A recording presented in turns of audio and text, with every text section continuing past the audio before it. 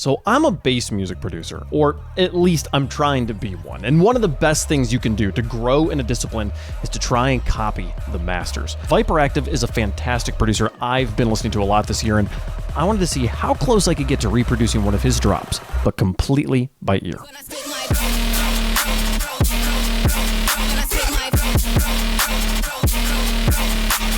Bro, let's try it. Let's see how close we can come to making this drop here. I think I want to start with the drums. What kind of kick do we have? Huh. It's a little more floppy of a kick than I would expect, which is always the thing for me. I think I'm always expecting the kicks to be like way more punchy than they actually end up being. Like this one could be good. I'm gonna cut off the tail a little bit. That might be good. Almost more of a clap than a snare. Maybe that. It doesn't really have the flam of a clap. A clap oftentimes has kind of two parts to it. There you go. So if we put this in here and chop this off, yeah, like that. This is still almost too long. Let's put the groove in. I should also just grab this song.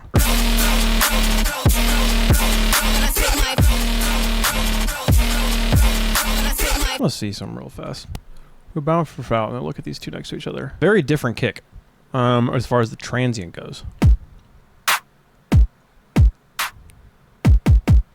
Now let's do the cymbals and hats.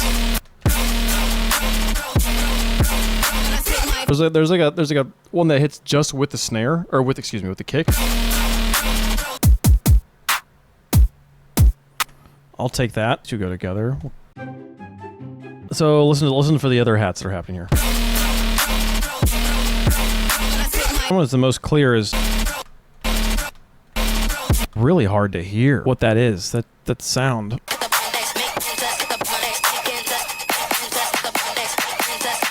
trying to think of like how to make that. That sounds like he just like has a sample that kind of constantly processes it down into this little like, kind of shoom sort of sound. Can we start with an open hat?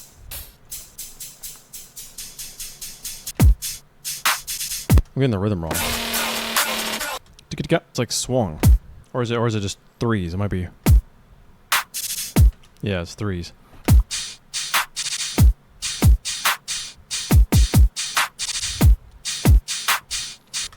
I think that's kind of right now. This doesn't sound anything like what he's got going on. First off, his sound is a lot more mono. I kind of don't know what to put on this. We'll come back to this. Let's add some other elements. Do I have a splice vocal I can use? When the bass line hits, when the bass line hits, when the bass line hits.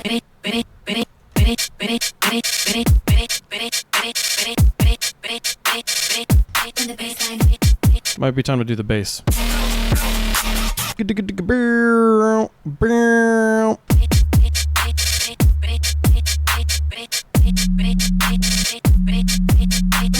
And then LFO1, gonna be going to the main tune.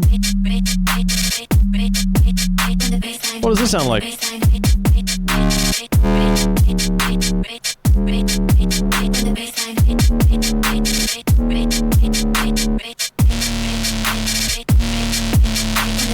I'm just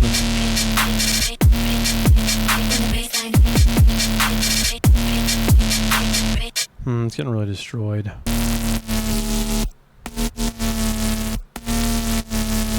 Okay, you know, honestly, so just for this, compared to, he has some like high, sort of like thing kind of happening. Maybe sample some sort of, something like this could be good.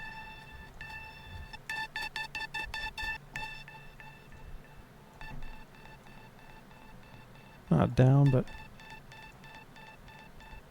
this feels silly. Let's just do this, and then I think I'll put some randomness into this. I don't know. What does this sound like?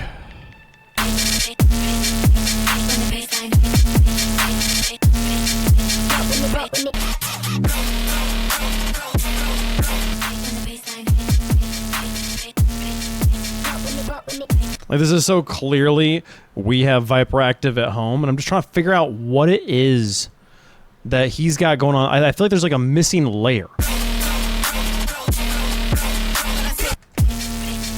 So they have like a yeah, something like this.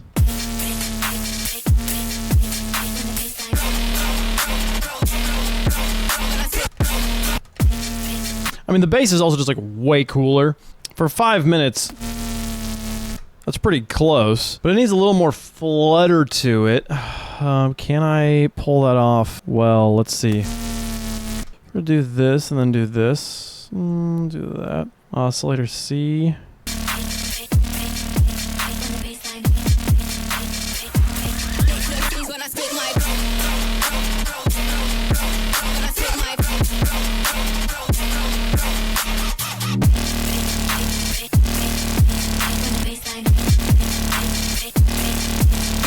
So I learned a few new things through this exercise and had a few old lessons reinforced. The first thing was to not be afraid to experiment with grouping hi-hats into triplets. I think I have some sort of internal resistance to swinging triplets 1 and 4. It's like I think I should be able to make a super interesting rhythm without having to get off of the 4/4 grid, but I think that that's a tool I should probably reach for more often, and tastefully used like it was here, it can make all the difference. But secondly, the consistent reminder that this music is simpler than it appears, and oftentimes one single well-designed sound element can be the difference between something sounding amateur or professional. I'm WavePunk. I stream weekdays on Twitch at 11 a.m. Pacific with music production usually starting around 1 p.m., depending on how the Rocket League games go. Thanks for watching.